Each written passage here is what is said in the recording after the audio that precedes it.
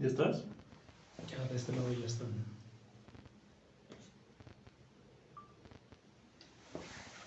Ahora dale un golpecito nada más. Sí, listo. Listo.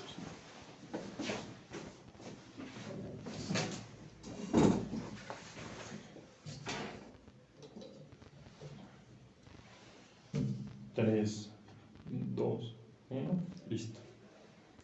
La vida no se hace más fácil o más difícil. Nosotros somos los que nos hacemos más fuertes y resilientes. Bienvenidos a Sobreviviré Podcast, un podcast de vida sobre lo que es el emprendimiento, con Rafa González, aquí mi compañero de fórmula, y su servidor, Nacho Vélez. Y hoy vamos a hablar justamente en nuestro cuarto capítulo ya, titulado Nunca te rindes, sobre lo que es la resiliencia. Y bueno, Nacho, recordar a las personas que nos ven, pues un poquito de lo que hablamos en podcast anteriores. Igual si lo quieren ver más a detalle, pues pueden buscarlo ahí en la sección, en la lista anterior. Primero comenzamos con el tema de ideales, inquietudes. Luego la parte de agentes de cambio, que nos habló un poco del tema de ser líderes. Y ahora este cuarto capítulo, que va a la mano de ser líderes y de empezar siempre un proyecto, que es el tema de que hay que ser fuertes, hay que ser resilientes, y por eso es que lo llamamos Nunca te rindas.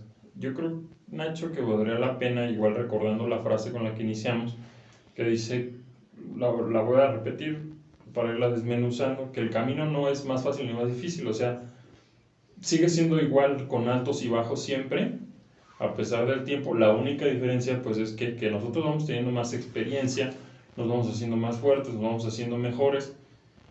Y la clave aquí, que es con la que me gustaría entrar en el tema, es la parte de que nos hacemos más resilientes. Sí, exactamente, Rafa. Yo creo que puedes nacer líder o aprender a ser líder, pero todos aprendemos a ser resilientes, porque la reacción natural de todas las personas cuando no llegas a tus objetivos es la frustración.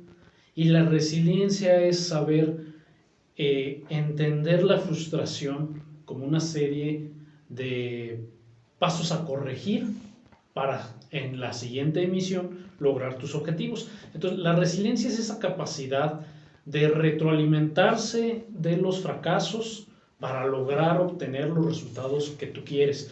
Y lo que sucede es que, como dice la frase, cada vez aprendes a hacer esto más rápido y ese aprendizaje te sirve para los intentos posteriores, de manera que te vas haciendo más certero cada vez en tus intentos. En el caso de lo que estamos aquí, en el emprendimiento, pues mucha gente cuando abre un negocio, en el primero se frustra porque le fue mal y cierra y no lo vuelve a intentar. Cuando lo que debemos de hacer para ser resilientes es, ok, ¿por qué me fue mal? No sabía vender, mi producto era bueno pero nadie lo conocía, y empezar a revisar. No me asesoré con un contador, no me asesoré con un abogado, sobre permisos, y etcétera, etcétera. Entonces lo que tenemos que hacer es analizar qué fue lo que hicimos que nos llevó al resultado que no queríamos.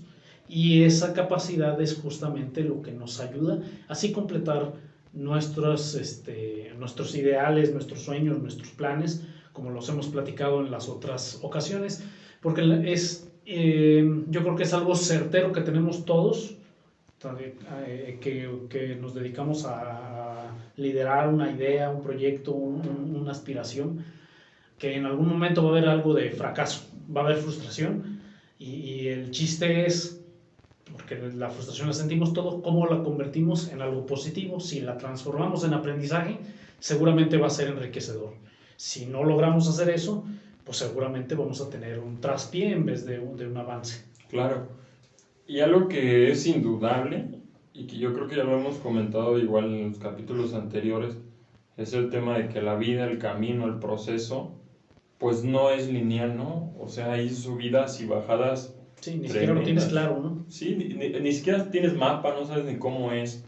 Entonces algo que un 99% de probabilidad es que tengas pues obstáculos, dificultades, caídas.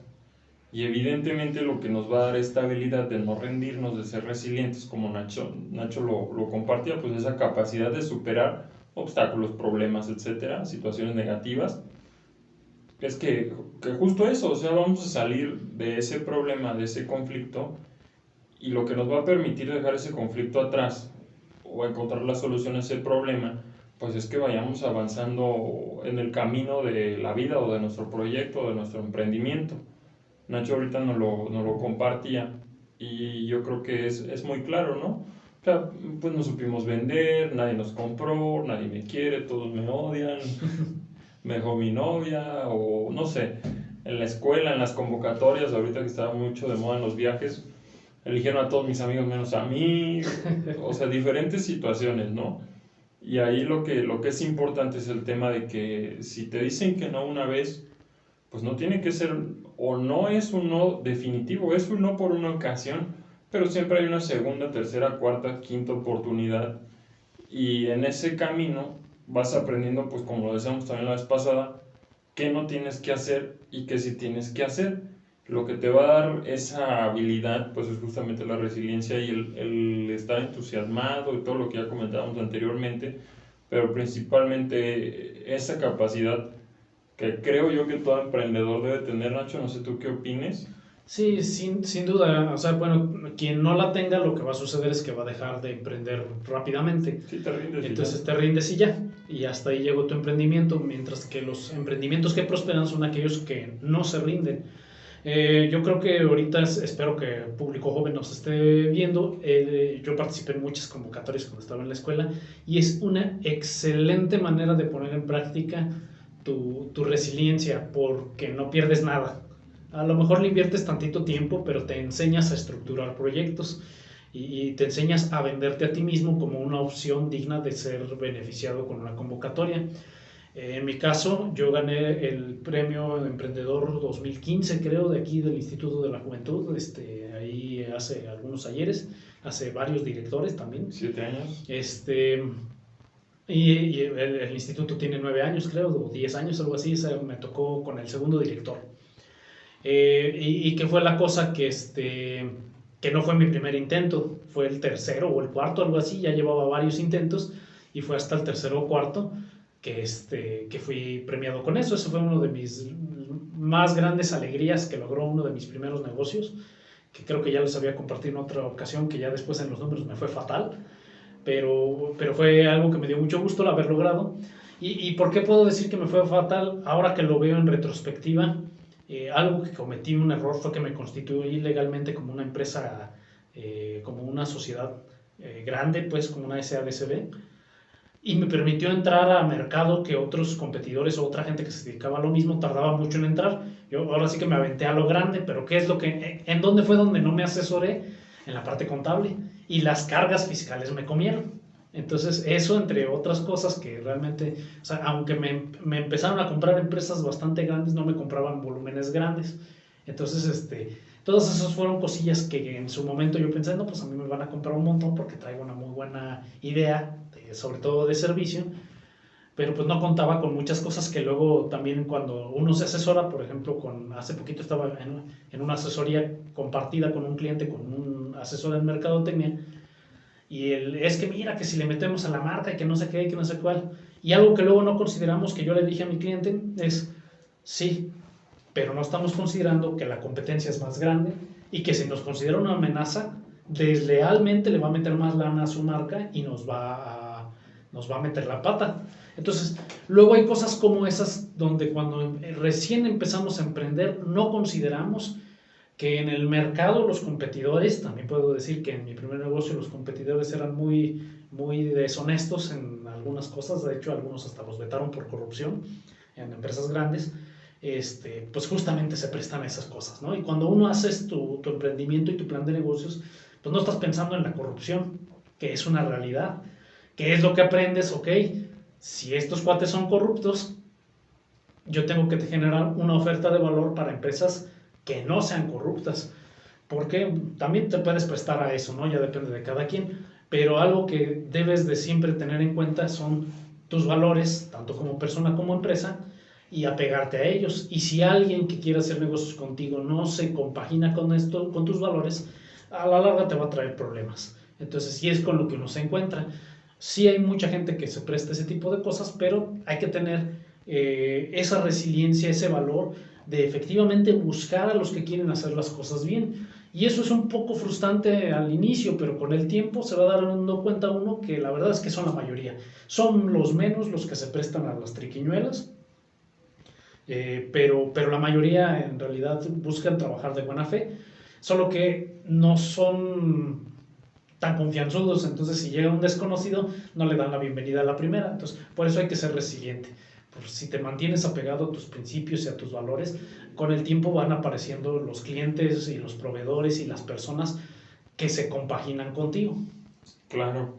Y yo creo que así como a ti te ha pasado, bueno, evidentemente a mí también, y yo creo que todos los líderes en la historia del emprendimiento, o de la política, o de lo que quieras ver, del ambiente que sea, deportistas, etcétera, pues han fallado, ¿no? O sea, lo que decíamos al inicio.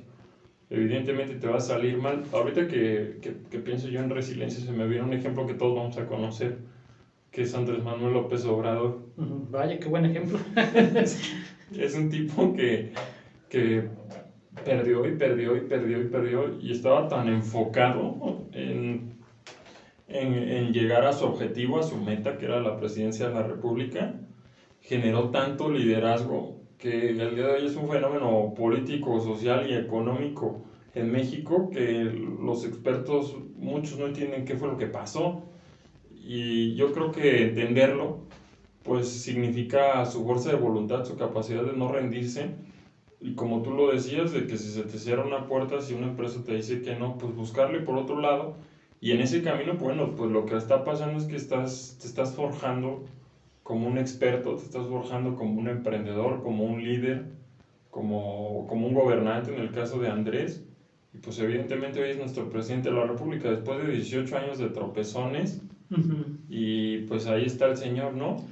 Sí, fíjate, es un caso interesante de analizar, pero en realidad creo que los que no lo quieren entender es otra cosa, porque es muy entendible qué fue lo que fue haciendo Andrés Manuel a lo largo de los años, y se puede ver en sus números a lo largo de los años. O sea, la primera vez que lo intentó, pues le fue mal. O sea, sí estuvo muy cerca, pero le fue mal. Ya la segunda, yo todavía tengo mis dudas si realmente sí la perdió la segunda ocasión. Sí. Pero la tercera pues fue, o sea, sus números nos lo decían, fue contundente, o sea, no había ni poquito margen de duda de que ganó. Entonces, ¿qué fue lo que él fue haciendo? Efectivamente fue muy resiliente, pero también se apegó mucho a sus valores. ¿Qué fue lo que sucedió? Que capitalizó esos valores a través de la cultura popular. Muchos de los valores que él emana en sus discursos, yo puedo decirlo porque lo he analizado muchas veces, lo he reflexionado con mucha gente, pues son los valores que nos inculca toda la clase de historia y toda la clase de civismo de la primaria y de la secundaria. Ya cuando uno tiene un poquito más de estudios, empieza uno a analizar con otra óptica esos valores. Pero el problema, o bueno, la oportunidad que más bien tuvo Andrés Manuel al capitalizar estos valores, es que la mayoría de la gente en México solo estudió hasta la secundaria, donde los valores nacionalistas son muy exaltados como algo mágico, glorioso, y que en realidad cuando uno estudia la prepa y estudias la universidad, ves que en realidad tenía claroscuros, que los héroes de la patria pues eran seres humanos que hicieron cosas buenas, cosas malas y cosas también para su bolsillo. Entonces ve uno con otra óptica estos valores y se los cuestiona. Pero la mayoría de la gente en México no. Se quedaron con el libro de historia de la primaria, donde pues estos valores compaginaron con ellos, se los inculcaron. Y Andrés Manuel, justamente, que siempre tuvo esos valores, lo que hizo fue mejorar cómo hacer que la gente los sintiera, los viviera y pensara que con él esos valores se iban a vivir, que al parecer en la historia pues se han ido perdiendo, pues no porque se vayan perdiendo, sino porque esos valores nacionalistas, la misma historia nos ha dicho que no son tan buenos para el país. Sin embargo, como la mayoría de la gente los sigue viviendo como si así lo fueran, es como las caricaturas viejas. Yo pienso que las de mi época son las mejores y otro va a pensar que las de la suya son mejores. Pues es lo mismo, esos valores que la gente tiene, nacionalistas, hablando específicamente de eso, yo no me refiero a valores universales, ¿verdad? Eso sí son vigentes, es otra cosa, ¿no? Pero los valores nacionalistas van cambiando con el tiempo, con el avance del tiempo.